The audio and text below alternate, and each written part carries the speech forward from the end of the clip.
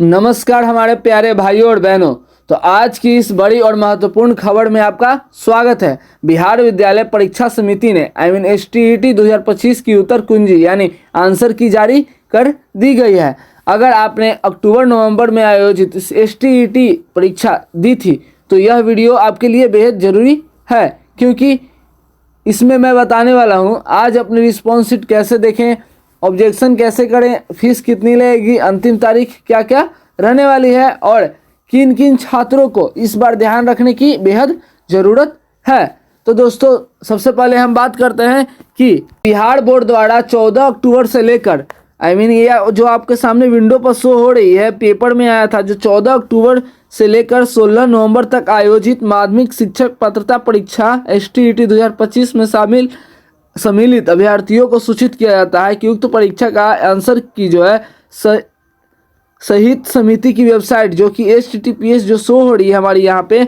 पर दिनांक 24/11/2025 के अपराह्न दोपहर से दिनांक 27/11/2025 तक अपलोड रहेगा। इस पर इस पेपर में यही लिखा जा रहा। तो दोस्तों इसके बारे में हम पूरी अच्छे तरीके से समझते हैं। तो दोस्तों इसमें बोला जा रहा है कि आपको अपनी रिस्पॉन्स शीट कैसे देखनी है।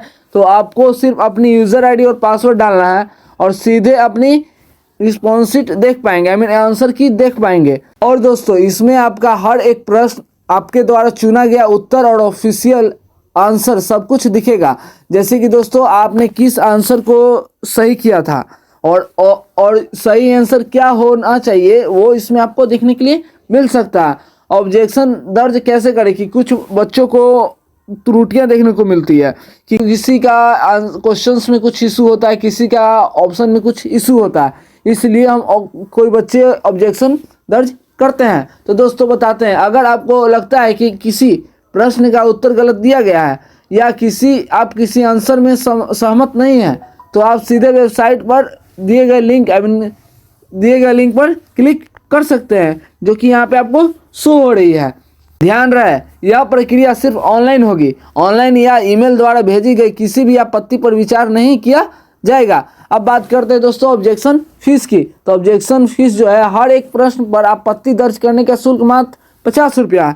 जैसे कि आप एक क्वेश्चन पर ऑब्जेक्शन करते हैं तो आपको 50 रुपया लगेगा, और अब 2 क्वेश्चन पर करेंगे तो हर एक प्रश्न का 50-50 रुपया लगेगा। 2 प्रश्न कर रहे हैं तो 100 रुपया आपको लगेगा, 5 प्रश्न कर रहे हैं तो 250 लगेगा।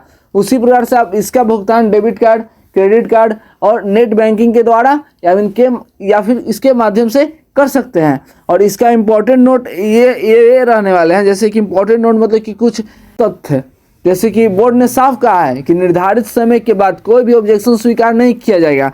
इसमें साफ साफ लिखा गया है कि 24 तारीख से लेकर आज जो 24 नवंबर से लेकर 27 नवंबर तक ही ऑब्जेक्शन विंडो ओपन रहेगी। उसके बाद इसका जो ऑब्जेक्शन है स्वीकार नहीं किया जाएगा। इसलिए यदि आपको कोई गड़बड़ी लग रही है तो तुरंत ऑब्जेक्शन करें और प्रमाण जरूर अपलोड करें, देर ना करें। जल्द से जल्द आपको जो भी डाउट है, जो भी इश्यूज है, आप ऑब्जेक्शन कर सकते हैं जाकर।